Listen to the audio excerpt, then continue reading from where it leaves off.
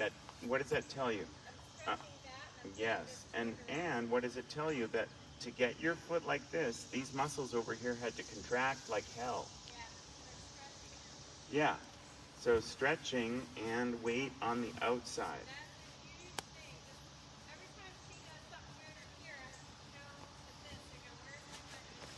Right. And you're making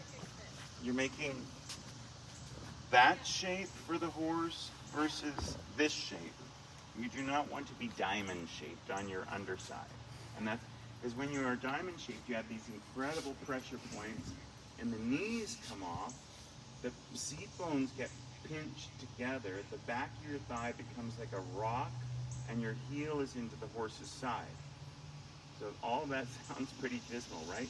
Okay, can you take your hat and just tip it with the visor slightly more up and back and down in the back? Because you're still a little bit, and it's Mike? Dave. Dave, sorry. That's right. Four-letter word, right? Dave. So Dave, I think you already filmed or some, didn't you?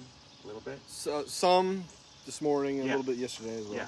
So this is before I got to talk to you. I want you to go back and look at that, because your head is still too down. And if there's an equation, when you go like this, how much does your head weigh? Of course, it's like gold bricks. So how much does your head weigh? 8 to 10 pounds probably. It's about 8 to 10. I mean, I know you're kind of estimating higher, but based on content, you're based on content and value and gold bricks. Okay, look, so carry on walking. So I always say my riders weigh 120 pounds. So I'm going to use that for you, okay? So 120 pounds. Just, you go like this, right? It's like when somebody says, I'm 200 pounds. Me. That's me. Yeah. Yes, I am. Okay, so you're 120 pounds. Look, you should have a feel, if we divide it by 4 is 30 pounds, right? So you should have a feel for putting half of your weight, 60 pounds, on the hind feet. And then we split it the other way, and the left half of your weight on the 2 left legs, and the right half of your weight on the 2 right legs, right? So look, like a shovel, when we push a shovel down into the ground and we're planting those tulip bulbs, where do we pull on the shovel? At the top, right? It's super easy. Have you ever tried to dig it with the trowel in the hard dirt? It's like not happening. And then the trowel bends, right? I mean, it just bends and you throw it out. It's made in China. We bought it at Walmart, right? Okay. Or Ace. Okay? So look, your head, the point there is your head is the most influential weight in your entire body. Not just because you think, because it's at the end of this long lever arm. So I add all of the weight of your where you put this 10 pounds is way more influential and sets a trend for where the weight is going to go, way more than this 10 pounds. Okay? And a microscopic change in where you put that weight sets a trend for the horse, because the horse stays under you. So here, you just have to own this. That's why I had to raise your visor, because first of all, I want you to look up and just close your eyes. He's safe, or she's safe. Just close your eyes and put your chin down on your chest and feel the weight of your head go onto her front legs, okay? Yeah, I can cut, and she's like, whoa, I'm out of balance. Yeah, Yep. you got, boom, and you actually stopped her by putting your head down. She's like, whoa, Yep. that is like, I felt her go, wait a minute, you're falling off. yeah, you've loaded my front legs so they can't even move. So that is a way to halt.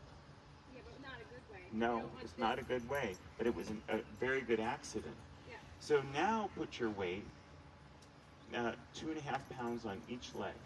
So just in the middle, don't put it on the back. Just put it in the middle. And that's kind of like a way of going, right? And now put the entire, just by somebody pushing on your chin with their finger, look at me, kind of like this, just push the weight of your entire head onto her haunches. And now put it a little bit towards her right hind. Now that's a different way of stopping, right? Right? By loading the haunches. So that your head sets a direction for whether you are on the forehand, you are in a horizontal balance, or you are in collection. You, not the horse. Forget the horse. Where are you on the forehand? Like, you're borrowing her legs, right? Because you don't have any legs on the ground. So where are you putting your weight? On your 4 equine legs. Those are, you're like a centaur. That's your body, okay? Where are you putting y'all's weight? Yeah, mostly on the front. Okay, well, why would you do that? Okay, well, today is the first day of the rest of your life, and you're not doing that anymore. That's other people's riding. But the whole point of me spending time about this is awareness. The most important talent that a rider can have is not a sense of timing, not a sense of balance, it is awareness. Awareness, because when you become aware, and you already know what to do. So pay attention to where is your weight. Where is your weight? Because, and then you what you do is you say, hey, a little 3 pounds, 5 pounds. You introduce a little bit of more weight onto the haunches. Like a person going to the gym and saying, well, yesterday I did the 8-pound weight. Let me see if I can do the 10-pound weight today. So put just incrementally. Don't go from 8 pounds to 25 pounds in one day. You're going to that will be a fail. So then tell her what to do with the weight. And you do this throughout your entire ride. Your entire ride should be about, what is this process that we're doing, shifting the weight back towards the haunches? What is that called? Right, thank you. And isn't that the goal of everybody's training tree? So you need to not think that collection is when we get up to Pre St. George. Collection is today. So that's how we protect the front legs from going lame. That's how we strengthen the haunches. So eyes up. And I have yes, yeah, but I have a saying that's going to make you laugh. I have jokes, okay? I say to you, Amy, what color is your horse? And no, you say, I think she's a Palomino. Why? Why do you call her a Palomino? Because it's been so long that you've looked down. It's been years since you looked down. You can't even remember. Is this the Appaloosa? Or is this the Bay? Or the Orange Chestnut? I don't know. So the next time I ask you, when I say to you, this is code language, Amy, what color is she? You go, I think she might be black. Right, exactly. So you have a smile about it. But if you also catch yourself on Tuesday when I'm not here going, oh, what a pretty mane. What a pretty mane. I love her head. Let's look intelligently at the side of her head. Okay? No, let's not look intelligently at the side of her head because that's collapsing my spine. Okay, let's now put the reins into one hand. So there's different ways of doing that. Well, I like it in the outside hand better. No, I want you to have your whip in your right hand. It's fine. Just to hold the whip in the right hand and carry the horse in the reins in the left hand. So look with that left hand. You're just not without skill. You can turn it. You can give me more left rein now. Yes. Now oscillate between like this, a little bit right, left, right, left. Put her down on the bit with the one hand. Put your elbow into your side. Keep trotting. That's it. Feel the left leg to left rein connection. Good. Now feel the right leg to right rein connection. Good. And release. And the left leg to left rein connection. Keep your elbow on your side. this is homework. I really want you to work on this. That's better. So I'm gonna, that, good. A little bit more left rein. A little bit more left rein. See how the bit's coming out of her mouth on the right? You see that? Well, recenter the bit. So look with your left hand. Look at me. Look at, close the left, the baby finger part of it. Yes. Yes. And now, take the rein like this. Just move it, oscillate it. I'm going to show you techniques to play with this whole week. Okay? So. I feel a lot of weakness in that right hand. Good, I love it. I want you in your non-dominant hand. Yeah. Okay, so let me just hold on so I can feel it first. Okay, so you would be, you're going to go count 1, 2, 3, and see, 1, 2, 3, and then I line those up. So they are actually the same. So look, you can do this. That's indirect left rein. That's bending her to the left. Okay, so And I you can, that's, and then I can say, oh, her head went too far. And this is indirect right rein, bending her to the right, like so. And then this is another thing, alternating the rein. So, chew, chew, chew, chew, chew, and then pull yield on the right, yield on the left, yield on the right, yield on the left, yield on the right. So this should have the same facility as when you have two reins. Look how round she is. See, I'm just kind of massaging this. And it's not a coincidence that I'm putting this down on her. I'm getting up here, and that comes, it used to come from me riding South Sea, and it's just a habit. But look, I got it. your whole point here is you don't want to connect her to you. You want to connect her to herself. Wouldn't that be appropriate? Yeah.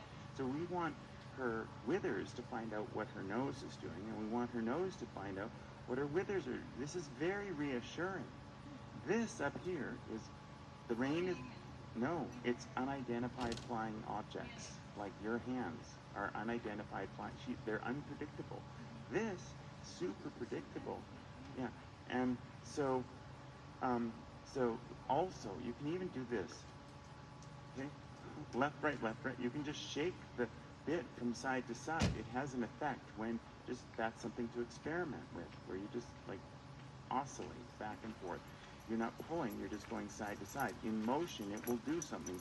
It will put the horse, and you can even do this with that one hand, with that look. I'm vibrating, and now I'm vibrating a little bit more on the left, and vibrating a little bit. So you don't be dumb with your left hand.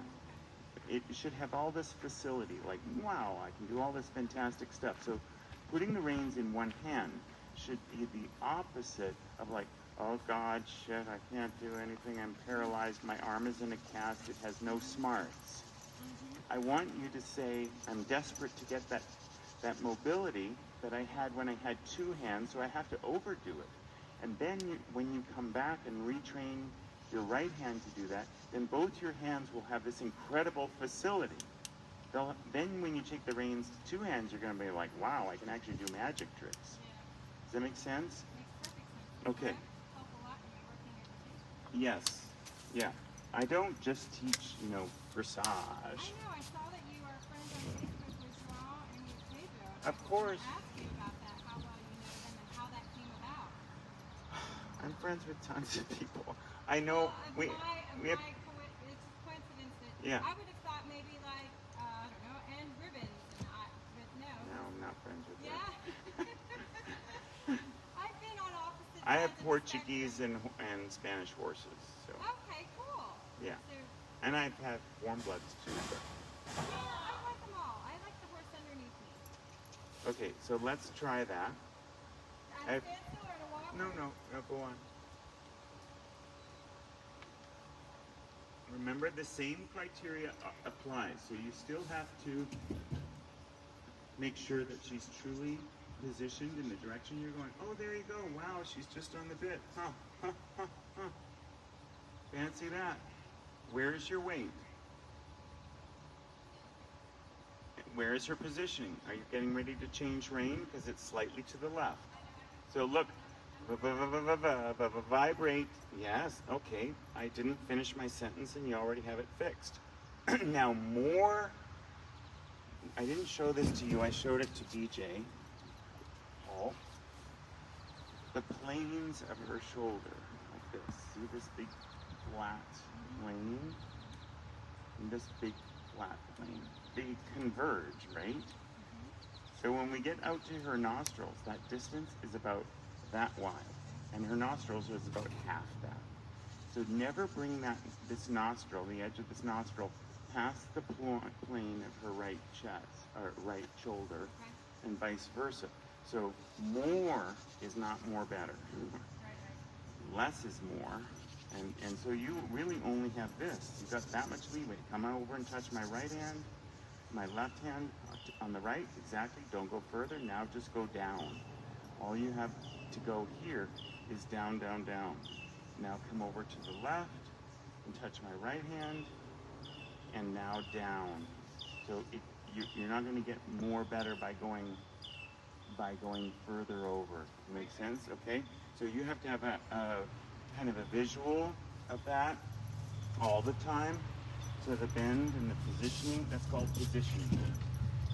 Now, if you ever feel just like, oh my gosh, she knows that I'm handicapped here by having only one hand, you can, look, take your right hand and play the rein of the right bit just to help yourself. So don't sit there and suffer like nothing's happening.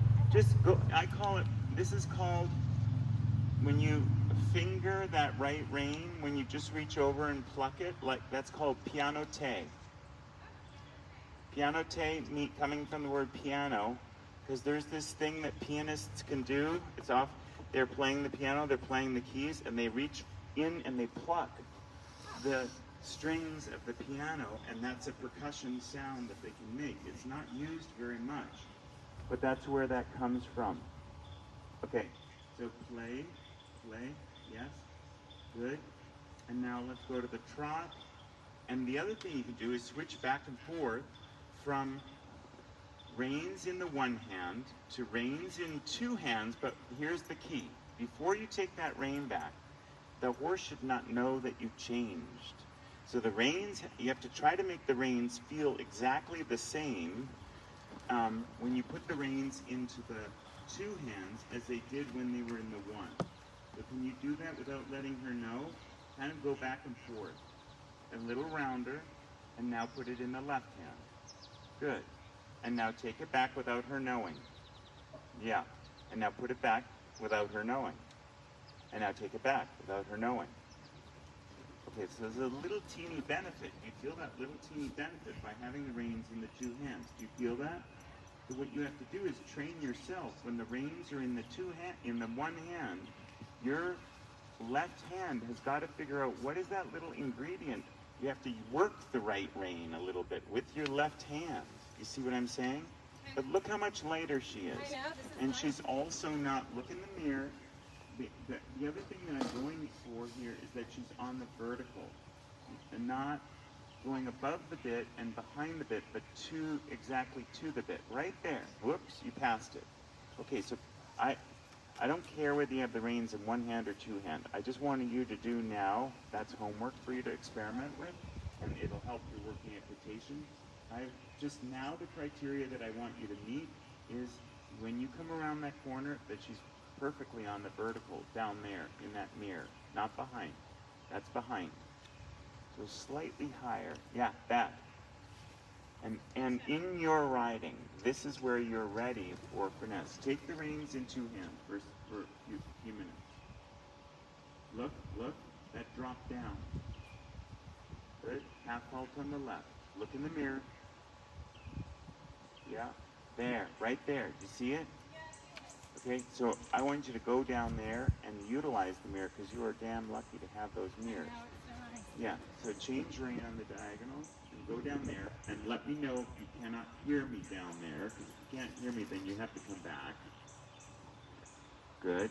And you can put the whip in your left hand and you can do a few experiments with having the reins in the right hand, but mostly the most important thing is I want you to start caring about you being on the vertical, about Amy's head being on the vertical, and the horse's head being on the vertical. It's a little behind.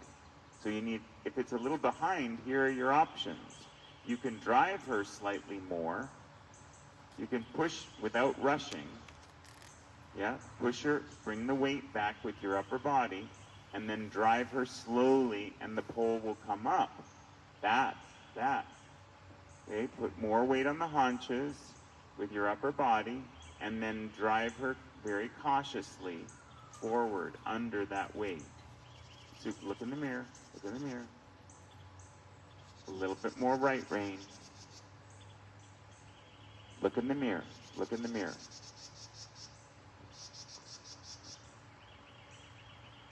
It's not on the bit. So your elbows need to be softly bent. Make sure that with your upper body. Do you know when you look up like that, Amy? This is my manipulation. You know when you look up like that, you look about 10 years younger. But when you look down, well, you choose. Do you want to look youthful and tall and slender and youthful, or do you want to look otherwise?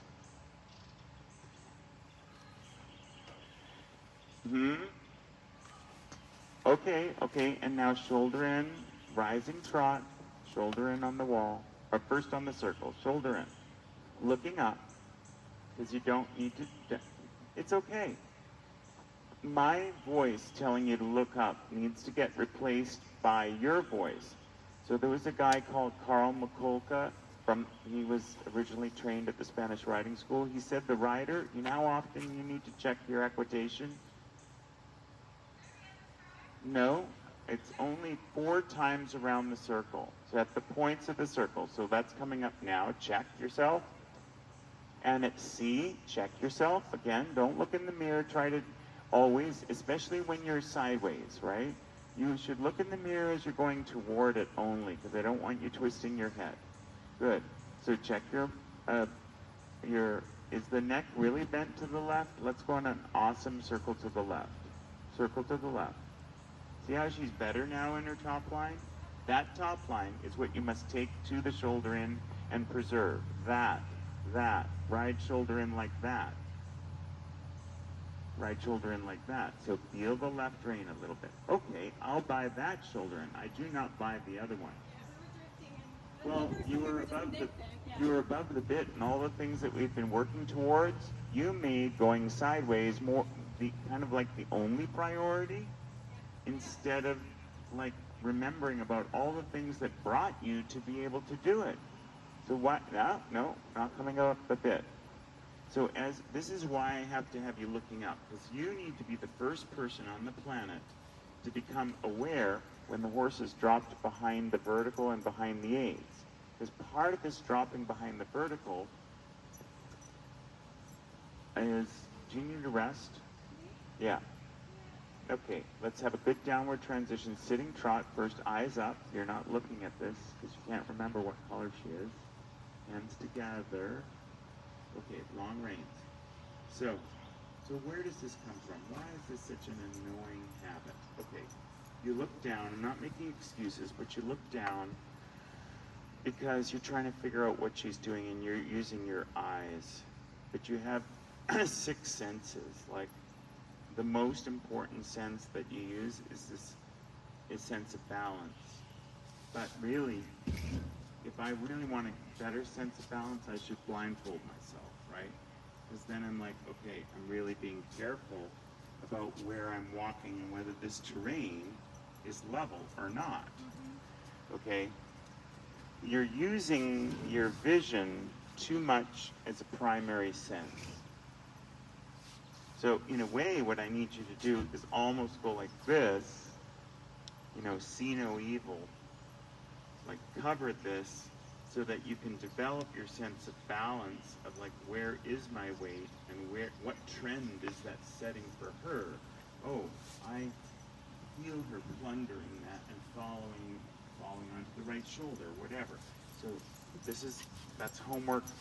Ownership number 1. You got to own that about your own riding. Every day, your result that you get with the horse will only be as good as how well you ride. So don't turn a blind eye to how you're riding. That needs to be the focus, right? That's why I gave you the technique. So the other thing that happens, when the horse goes behind the vertical, I'm sure you can remember the days in your riding when you rode around and the horse was up the bit all the time. Way back when, right? Okay? There was a time when it was super embarrassing, and then you became aware that the horse was supposed to be round in the neck, right? And then you worked like mad to just, as we said back then, get her head down, right? Just get her neck round and get her head down, because it's too humiliating to have the horse catching raindrops with its nostrils, right? It's just too embarrassing. That all of a sudden separated you from riders that couldn't do that to riders that could get the horse around. But you are now at a different phase in your riding. Every time you go around and you don't pay attention to the fact that the horse is behind the vertical, you're not paying enough attention to her balance. And you're letting it roll over in front. She's actually behind the bit. So one is above the bit, which is worse. It is worse. And one is behind the bit, which being behind the bit and then being driven leads to the horse being on the forehand. And it's precarious. Yeah. Being perfectly on the vertical is damn hard to do. So it's kind of like you're sitting on a fence. You know, you're in this property or you're in that property, but the place to be is actually on the fence. You need to be on this precarious fence, which takes incredible balance. Awareness with your inner ear, the cochlea in your inner ear of, oh, shoot, we're a little bit falling on that forehand. I feel it. I don't see it. I feel it. We went there, we went here. Oh, that was better. Okay? So think about that while cantering. The other thing we do while cantering that most riders do, and I was helping somebody yesterday with this, is the rider goes like this, okay? In the canter. Most riders do some of this. What I want you to do, so they rock forward with their shoulders in front of their seat, and then they are above, and then their shoulders are behind their seat, and then their shoulders are above, and then their shoulders are in front of their seat. That moment when your shoulders are in front of your seat, the horse is not behind your aids. The horse is not behind your aids. The horse is, you are actually putting your aids in front of the horse. No, you throw yourself there. So here's what riders do is dang, I did that. So I threw myself. So I'm going to make up for it by now throwing myself behind her.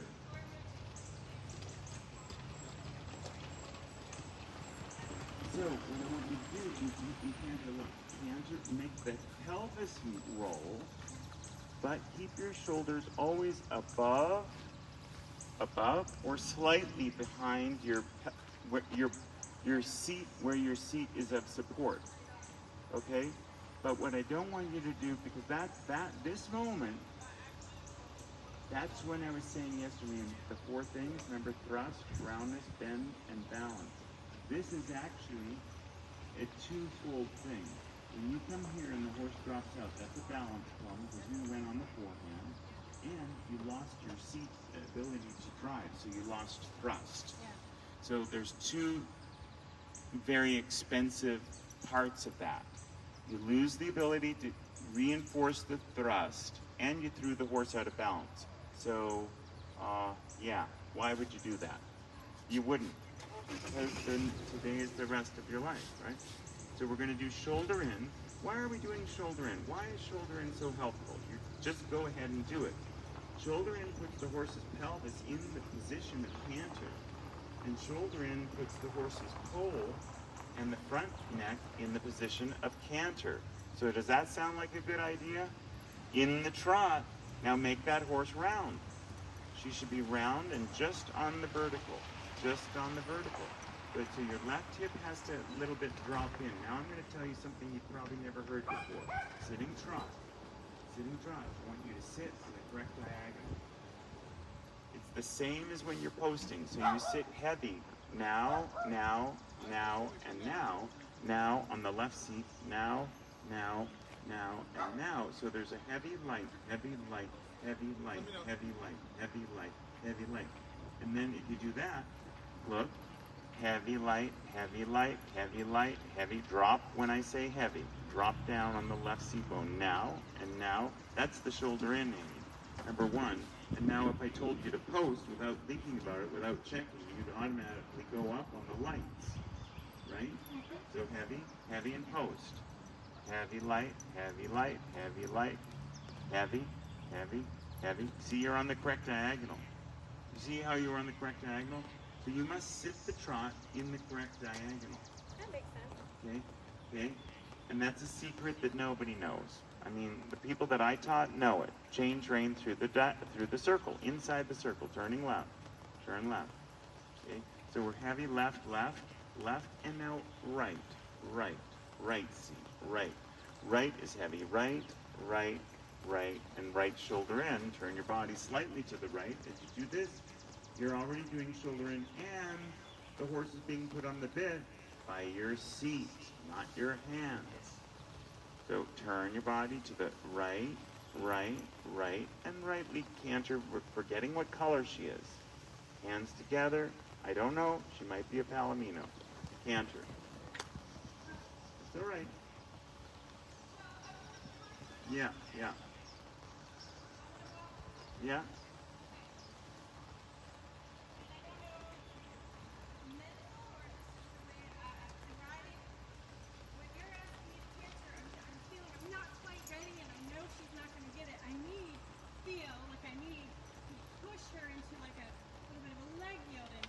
How about a shoulder in?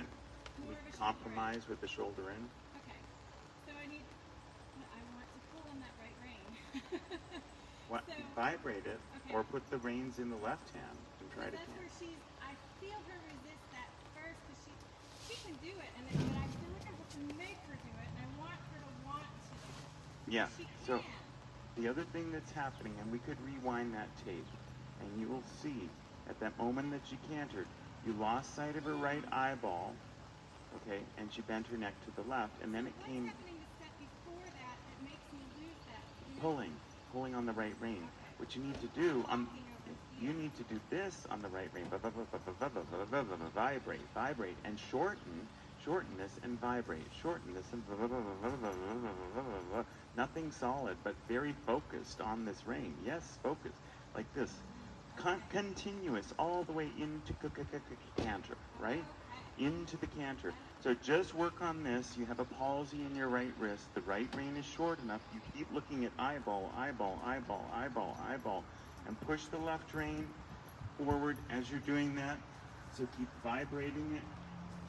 I'd like it from the trot. We're now keep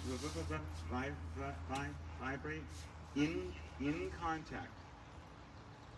Use your left hand to lower her head. The left hand is the height of head button, okay? So, I like it. yeah, and now, Now, and canter. Hello. Okay. Yes, it was on the bit. Newsflash. Good. It was on the bit. Don't pull her head to the left. Good. Keep her head to the right, to the right, to the right, to the right. Turn your body. Turn the right. Ooh, there was a little moment there where you... Yeah? Careful you don't get taut with your left hand. Good. And change rein through the circle. Keep vibrating, because what's good for... Good, good. And now vibrate the inside hand. This comes from... What? Do you know this method? Okay, this is Nuno Oliveira, the Portuguese method. You're the one who went to Portugal. Yeah, no, they weren't taught by him. They weren't taught by teachers of him. Good. I published all his books, you know. So look, put the whip in the other hand, because you don't need a splint in your inside wrist, okay? Left hand. Even if you're not left-handed, you have to get a palsy. Look like this, shaking like an old lady. saying, yes, sonny boy, that's my walker. That's my cane. Oh, yes, don't lean on me. As he's trying to lead you across the street and walk the nice lady across the street, you can't have anybody leaning on you. If the head is too high, your right hand comes down. Your outside hand just goes down. Shake your left hand. Keep looking at the left eyeball. Good. And now canter left. Yes. So, what's wrong with that? Okay. Okay. And now keep bending. Soft. Good. Good. And keep bending left as you TROT and change rein through the circle. As you change rein through the circle, your whip changes now, right away, to the other side, yeah. And now, when you get to the middle, vibrating the right hand, you change the bend now. Immediately. You already start thinking shoulder in right. Shoulder in right. And you don't remember what color she is, right? She's the Palomino. Remember? The Palomino in the sky. In the sky. Look up. Yeah. In the sky. Exactly. Your Pegasus. Your Bucephalus, right? Good. Vibrate the right hand. You don't see her. You can do this. You can look down your cheekbones and see her that way. Like the Duchess. Like the Duchess, you know, a little bit like this. Looking down your, yes. Keep vibrating that right hand. Feel it, vibrate it. And right seat bone down into the saddle to canter right lead. Yeah. It's a little hangover. Your left hand. Let go with your left hand. Right. Canter her into the right rein only. So right rein vibrating only. That's the only thing. A little lower. A little lower. Yes, there. A little lower with your left hand. The left hand's height is really important. Down. This hand down. The left hand down. And right hand vibrating. Good. And canter. Don't change the head position. That's okay. She didn't know what to do because she's not used to that. Let it be small. Touch with the whip. Touch with the whip. And canter now. Canter now. Good job. See? You just have to not wait too long. And you have the support of the wall, right? That was a good place to retrain yourself. Trot. Retrain yourself. Bend right, bend right, bend right. You got three choices when tracking to the right. You bend right, right, or right. Okay? Not left. Not left. So a small circle there at K. Small circle. And as you return to the wall, that's when your canter is going to be right where those weeds are. Right now. Right now. Yes. Good job. That's how you do that, okay? Don't do it the canter out there, okay? Where she doesn't have, and you don't have the reference point of the wall. Trot. Immediately 10-meter circle bend right. 10-meter circle posting. I don't care if you need your seat. Post. No problem. Sit. And when you get to K again, right lead canter. Now, yes. See? Okay? It's an advanced move to do the canter out there. You have to get the strike off kind of fixed first. Okay, trot. Come over here. Come over here to F. Circle here at F. Now, tiny circle. Okay? And as you come, keep vibrating, sitting deep, good. Only the right rein she feels, and your left hand down. And you sit the trot and canter now. Boom. See, she's been waiting for you to do it the right way. Yeah? She's like, well, Amy, thank you. Good. Go large. You never lose sight of that right eye while cantering to the right. See it, see it, see it. Now look away and just feel it. Good. Down center line at C. Canter. Again. Circle if you need. Take a circle. Canter. Right lead. Okay. Recombobulate yourself. Canter from the walk.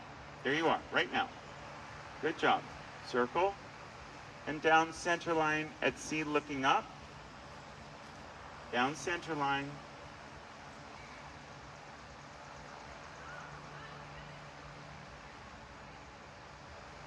Take your whip into the right hand.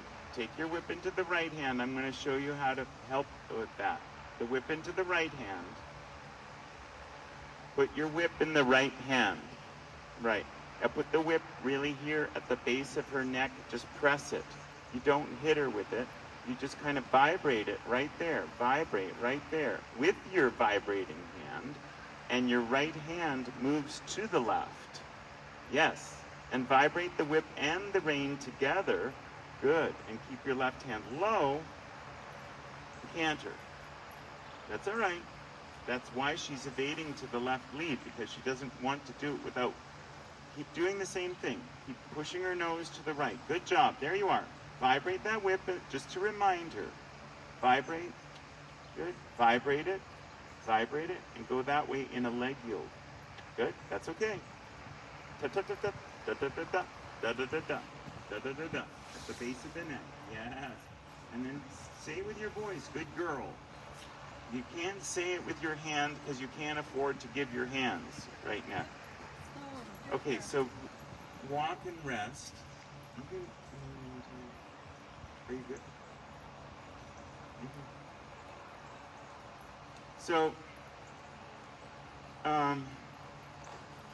the point there, vibration, so I think you should read the Nuno Oliveira books. I mean, they're all in one volume now. They used to be like, I don't know, $1,200. Now it's like $100. And it's 7 books in one. You're gonna just eat it up.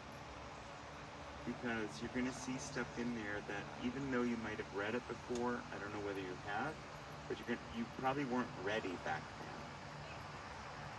Like, there's this old saying, when the student is ready, the teacher appears. Even though he might have been your next door neighbor. A long time. He could have been there right beside you. Yeah. So you have to be, you are in this ready place, but I am your advocate as a rider, in the development of your riding. So it was good to have the background yesterday, okay? But your narrative, or what you talk about to yourself when you're riding should be about, what we did yesterday, what we did today, and what we're going to do tomorrow. So keep it in reality, not history, not like her story, right? Not like her story or his story, backstory. I mean, I needed to know that, but thank you very much. Okay, got it. And now we're going to live in the present. But you're ready for this next leap into a higher, you're able-bodied. The horse is able-bodied. We don't have a lame horse here. You're not, 87 with a hand, No, I have an 81-year-old that rides in my barn every single day. Right? Yeah, but so you're ready for this next progress. For this next point in your riding. And remember that we, as riders, get very attached to unwittingly get attached to our habit energy.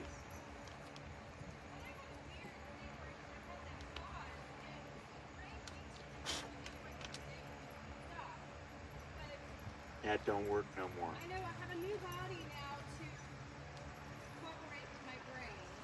So, and it's a totally different kind of horse. I'm used to riding taut Right. horses. So I get where I try too hard to help her. Yeah. And she needed some fitness for sure, but she can do this. She's got it. She can do this. She's totally fit. I'm letting her sucker me into still doing some, because that was You know what? That was wonderful. Yeah, she's not suckering you at all. You're actually suckering yourself. Okay, fair enough. Because you're actually giving her credit for having some kind of agenda Yeah. here. You know what her agenda is? She's pretty smart. There's the grass. Well, yeah. How can I get Hope out somebody- that door faster? That's her agenda. She's like, who's my new her here? Never seen you before, but I love you. Yes. And where are those oats? That's her agenda. Yep. Her agenda is Where's not. my sweet potato? You know, to actually think that the horse has an agenda is kind of conceited on our part. First of all, that we even know what they're thinking. And second of all, it doesn't really show that you understand how a horse thinks. Because a horse feels their way through life. They feel hot, they go into the fan. The flies are bugging them, they stand in the shade and they swat flies with their tail. They're feeling energetic, they take off and run. They feel hungry, they eat some grass. They feel sleepy, they fall asleep on their feet. You know, it's all by feel. Makes sense? They're not thinking. Oh no, they're not out there planning their next. No, sports they're not event. doing calculus.